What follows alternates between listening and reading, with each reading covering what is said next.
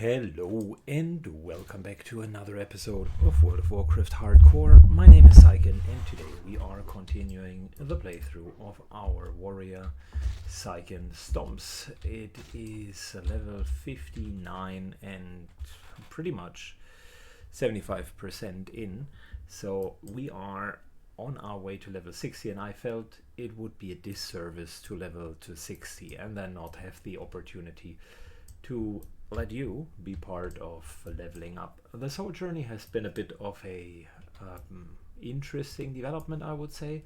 Character has originally been created with a real life friend. It is matter of fact the second character that I've ever created, because latency and connection was really bad on my mage on one day. I didn't feel like testing my luck or attempting it, so I created this one here. Just played a couple of levels really. Real life friend was interested what all of this hardcore jazz is about. I told him, you know what, I'm playing a warrior, goes along with any other class really. How about you're just joining me? So he rolls a druid and off we hit it, and we had a good time. I think we had like 4 or 5 gaming sessions. First time for him playing World of Warcraft Classic.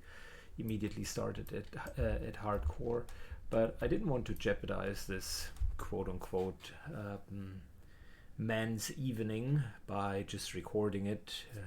He, I think, wouldn't have felt comfortable with it, but there was even one close call in the Barrens right here. There we go, right here at the North Watch Hold, where we needed to kill those 3 lieutenants. We were under-leveled, and I was like, you know what, we're here, let's do it. We're 2 people, and we pulled quite a few extra mobs, and at one point we had like 6 mobs of equal level or higher, one of which was a caster, and it was a really close call. Druids go out of mana very quick at the beginning, but we both survived. It was a good bonding moment. Unfortunately, around level 20 he didn't want to continue, so the whole character went idle. Then I started the series, just wanted to level a couple of levels really, showcase how warrior solo leveling is, and then Sosa came along, or Zoe Benjamel with this other character, and he wanted to play a shaman. I was already kind of on my level, and we said, you know what, that's actually the perfect team. And we hit it off right away. We had such a good time, really enjoyed it. And just at the moment in time when we got Wind Fury, he decided to pursue his happiness by going into Fresh. So then we were alone again. Some people offered me to maybe catch up with me and level. One particular rogue that a guildmate wanted to play started, but he's whilst we're talking, he's I think level 12 at the moment, and he had plenty of time to catch up. It's not like I was power leveling this character. So bottom line, it's actually a story of missed opportunities, in a sense of warrior works very well together with other classes, but instead we kind of found our way. So Syken Stomps became a loner in a sense, and we really played the character as such, became independent. Yes, we leveled sometimes with the help of others, when I'm referring to the ZG boosting that has happened, not extensively, but it had happened, so that definitely was a contributing factor of being a bit faster than normal, but that's part of the story as well. Couldn't find all of the dungeons, but the ones that we had definitely were a lot of fun, and overall really had a good time with Warrior. And now it all culminates into hopefully level 60, where we are going to not finish, but crown this with the achievement of reaching highest level in hardcore, and then hopefully go for a couple of dungeons. Skutimar, the friendly soul that has helped us with the ZG boosting, needs a couple of dungeons as well, And if our schedules would have aligned, I already would have been in dungeons together with him. But that, yeah, is hopefully something that we can realize in the near future. For now, we're finishing our journey the way that we did most of our journey, alone and with a lot of rage. So we find ourselves in Fellwood. I grabbed 2 world buffs, the local world buff here, Songflower for an hour, and we got CG buff, because double buff means that we're an unstoppable killing machine.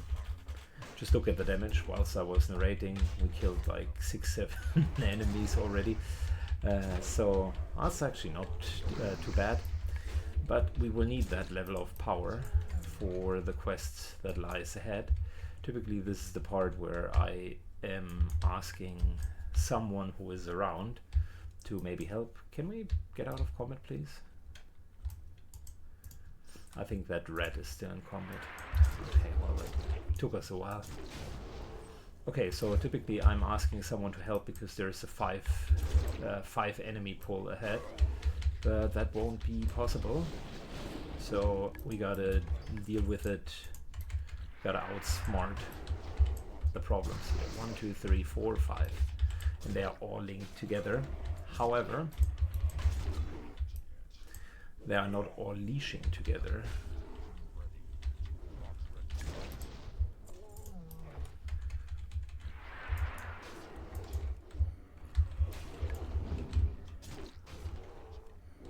Let's get rage. Just building up rage here. Keeping the cooldowns. I'll just want to start with as much rage as possible. Stat food.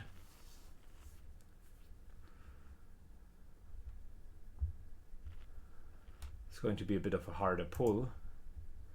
I want to get 2 of these guys in one go. Hopefully this is going to work out. That's a quintuple pull like I mentioned. We're going to move away so that the caster is having a problem. We're engaging the first one alone. Staying on our feet. Still only 1. Max melee range. It's releashing the rest.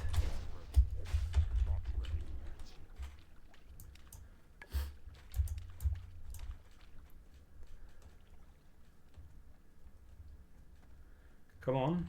Okay, perfect. That was close. Almost. Almost.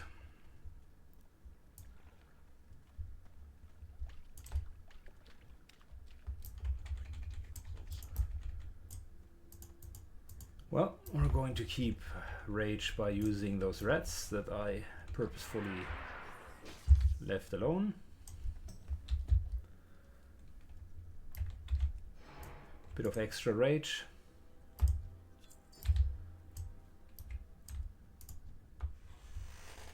Good, we got target dummy, we got fear, so it should not be such a big problem for us. Let's try that again.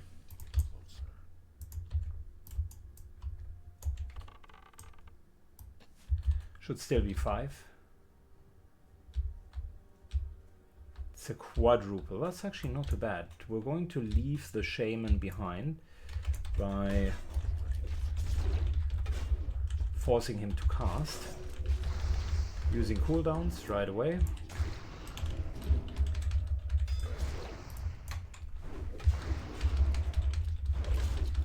Still backpedaling so that he is always starting to cast, but then we're out of range. Okay, looks good so far.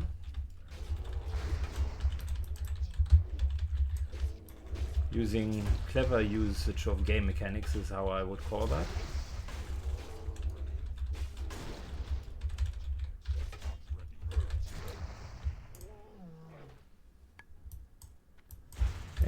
almost isolated, we have isolated the last one.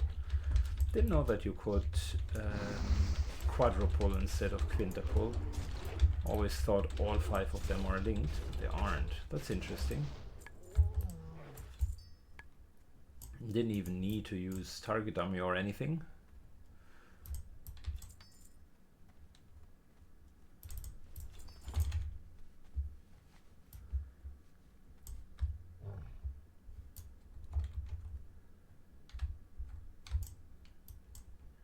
Good. Our quest target is the cauldron.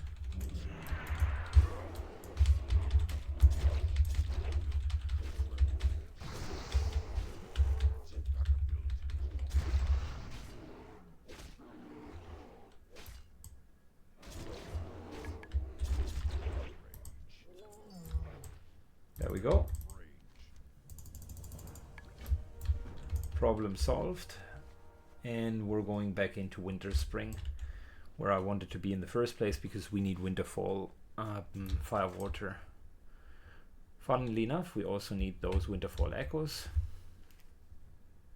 because they can be traded in for Strengths Jujus, which we will need for raiding. Okay, so that was already one of the harder quests.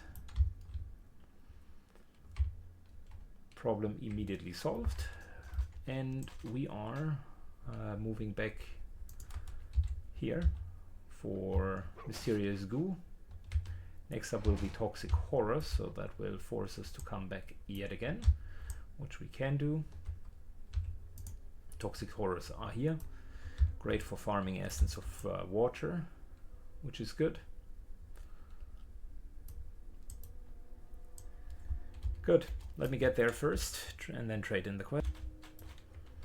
Okay, trade-in should be easy, follow-up quest as well, but I think in between we're always just killing all of the fullborgs here as well.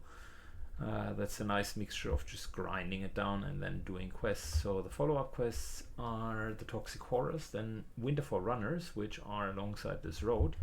Fantastic quest. Gives us a great opportunity to just stand here, and then there is a 59 Elite War Chief back there. I have my doubts that anyone here is in here in Winter Spring.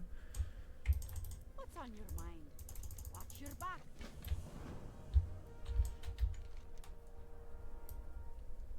Good.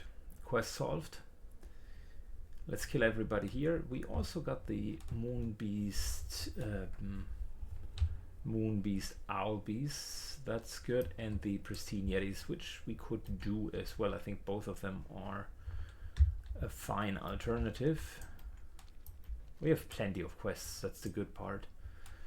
And we have no shortage in XP. I mean, one thing that we can do is we could do the quests and then just trade them in once we're 60, because the reality is that will be a huge XP boost, a huge gold boost for us as well. Every XP that you would get after 60 is converted into money, and questing is actually a really solid source for income.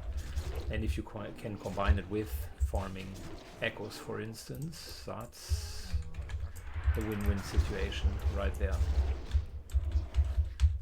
So yeah, maybe the idea is get all of the quests ready for trade-in.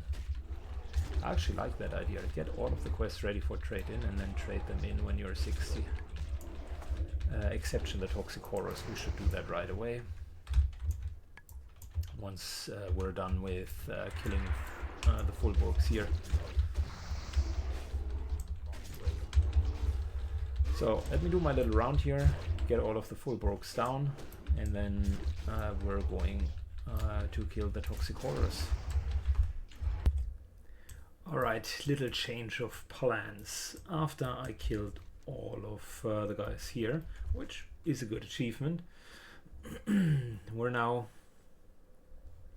having stacked up quite a bit of winter water. Buff is still looking fine.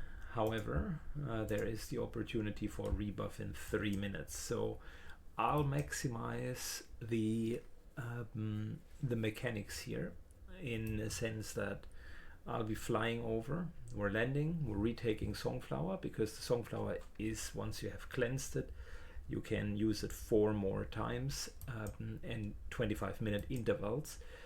So you take it, then 25 minutes later you can take it again, again. However, that requires that the Songflower is being taken between 25 minutes and 30 minutes after you have used it the last time.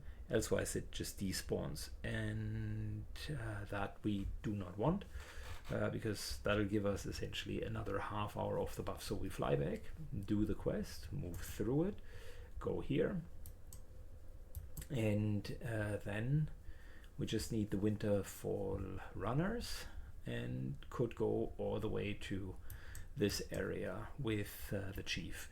I don't think that we necessarily will be able to do the chief. He's level 59 elite and has 2 ads. He's not a very tough 59 elite.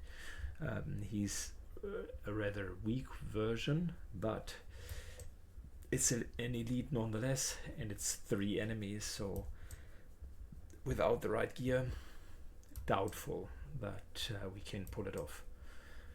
So yeah, that's the plan. Let's give it a second whilst I am putting everything in motion. Alrighty, so a man a word, took everything from the flight path, and we are ready for toxic horrors.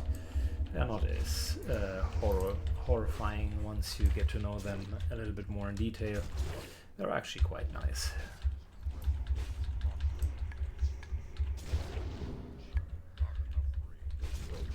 You just need to stop their poison. They can even be bloodied. And yeah, we need 3 horror droplets from them. Easy enough. Let's hope we might get a essence of water as well. That would be nice. Kind of a bit of extra loot. There's the first droplet.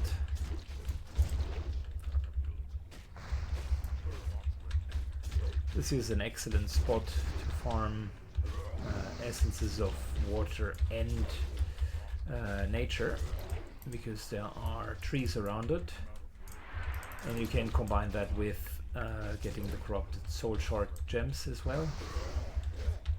So sometimes after raid, when the loot is being distributed, finding myself here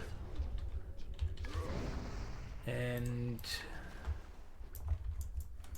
essentially are farming these. Well, that worked much faster than expected. So the short version is no luck for us with the essences, but we got lucky with the quest drops. That's fine. Back to the quest giver, Donovan Snowden, who we are going to ask, and then she's going to give us the Winterfall runners. Those guys are on this road, so it's a perfect opportunity for us to clear here and here, just go all the way, hopefully take the runners. We're not going to trade that in yet, because that would be a great opportunity for a quest trade in for money. 6,000 experience is quite a bit. And then I would actually go here, Winterfall activity. Are we there yet, Yeti? Both of them are neat little XP bombs, aka extra money that we do that we make. And let's get the Wild Guardians as well. So, matter of fact, let's get all 3 quests. We'll get quite a bit of echoes out of them, which I can trade in for Jujus. And yeah, so what sounds like a plan. I assume we're level 60 by the end of it. Good, let's trade it in. Donovan. Keep your feet on the ground. Thank you.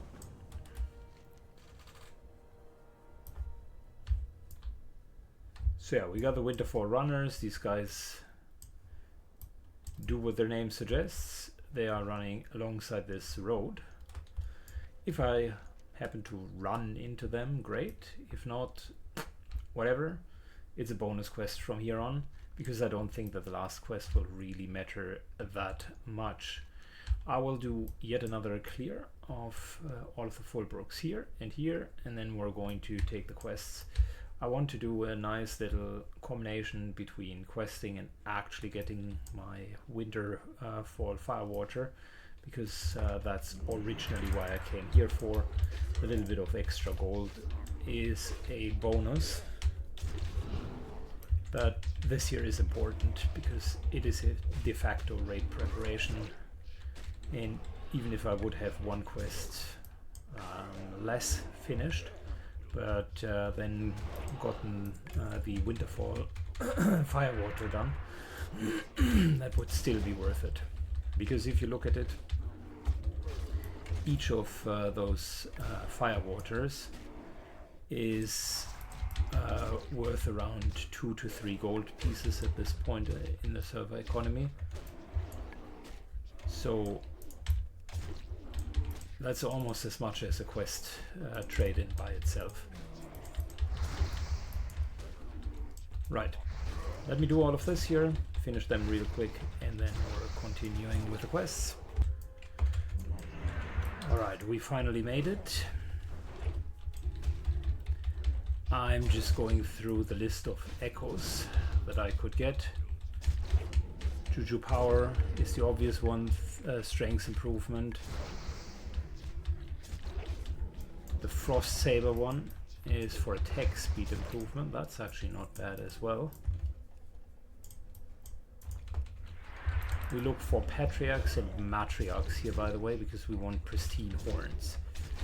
The frost resistance one is fantastic, but we haven't killed a lot of the chillwind chimeras, so don't have any of those yet. I'm out of range. Just wait a second, I don't want to double pull.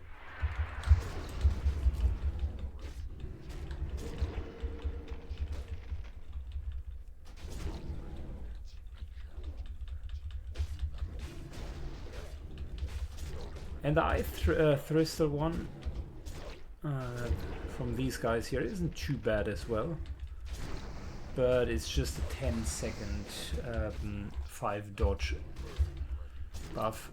If it would be longer, that would be really, really good. Unfortunately, it is not.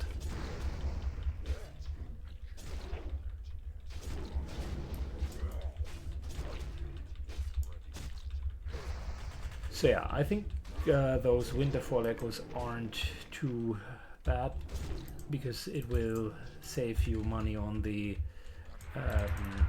elixir of giants, which you elsewise would need to chuck down. Either way works. These I think are kind of a neat little trick. And as a tank you always want to have multiples anyways to begin with. So just farming a lot of monsters here as a warrior is generally a good idea. The Might one from the Frost Maul Echo isn't bad either, but that is from the giants, so I would need someone to help me with them.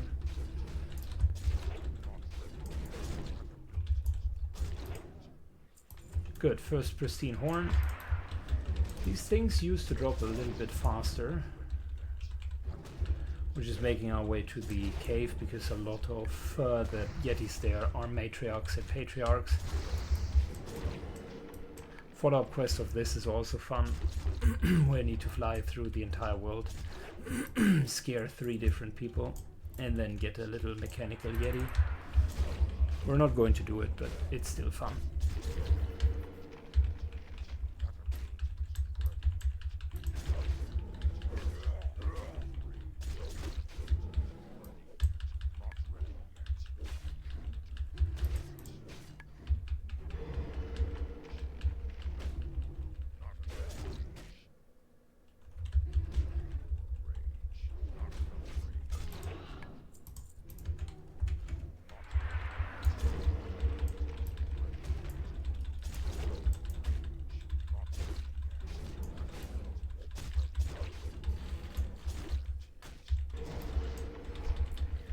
Alright, come on. We just want to go to all the way up there. I'm out of range.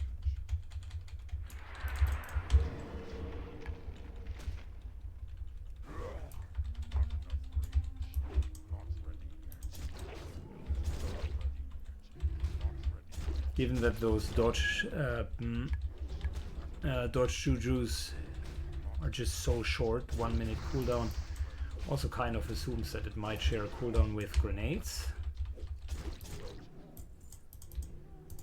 Maybe. I would need to test that.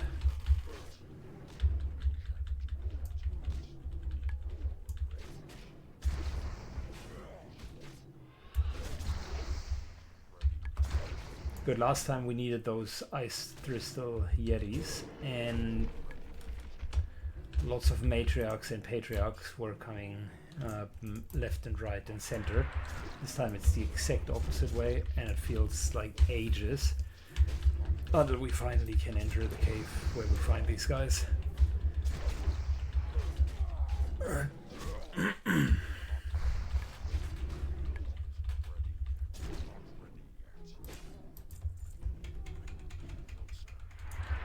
Still surprised about our just ability to shrug off damage. Think about it, this is like the 10th enemy in a row, and we still have only lost 38% of hit points, and these are equal level enemies. So we can stay afloat for a relatively long time.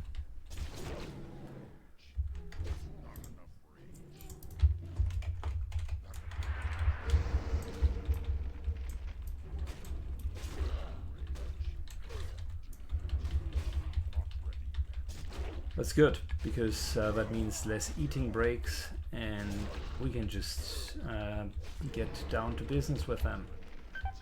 I think now an eating break is in order. Still need that second horn, which we're going to get. Once we have that, we would be done. I would want to do the Moontouch Owl Beasts next. Yeah. That makes sense. Let's do them next, and then we're grinding it out with the Winterfall guys all the way to level 60. And then we can trade in.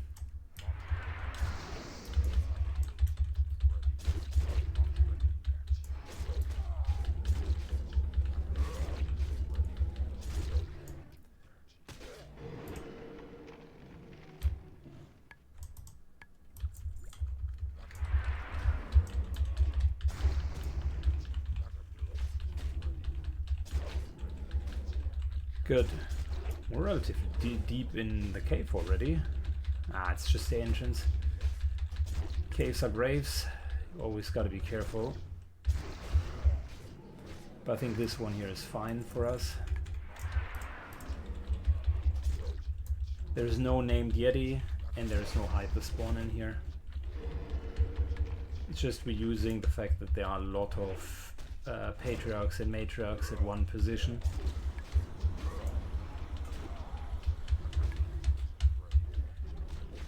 That means higher chance that we can get that pristine horn and leave in time.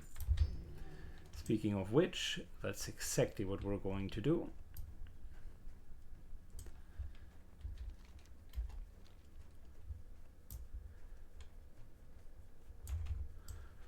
Alrighty, off we go to the south, as our next stop is a colony of owl beasts that need to be trimmed down. Fabulous, so let's go. 30 minutes in, grinded quite a few enemies, got a quest done, and these here are some of my favorite enemies. Not only because we gotta take them for a quest, and not only because they do drop echoes, and not only because they also give experience, but they also, on top of that, drop giant eggs, which are raid consumes.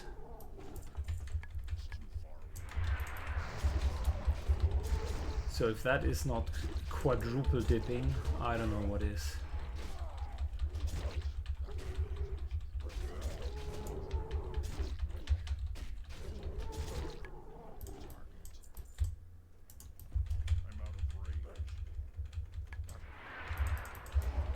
So we need to kill these moon-touched owl beasts. They are of course not coming alone, but here's the thing. Normally I would just select the moon-touched owl beasts out of the horde, but not today. Today is grinding XP day, which means we're just killing all of the owl beasts.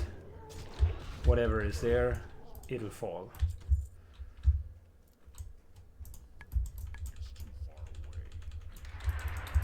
Berserk owl beasts, no problem. Crazed owl beast, no problem. If it has feathers and walks like an owl beast, it's hunting season.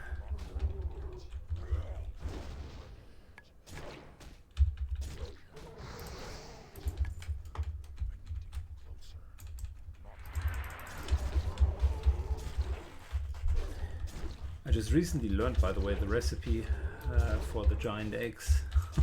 Hilarious.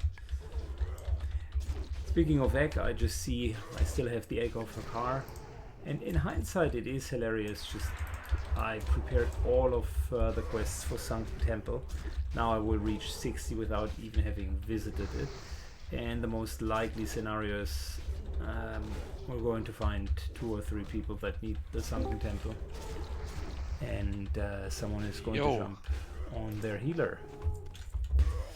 Alright, we're moving on to the Winterfall camp. A little bit more grinding here as we're on the final parts of this adventure. Still trying to level before we're trading in the quests. Be fast, and all the tanks will be second on a threat. Just dinged 60 on my warrior. It took a while, but let's go. Indeed, let's go. Finally. Cycling stumps? Cycling stumps, indeed, yeah.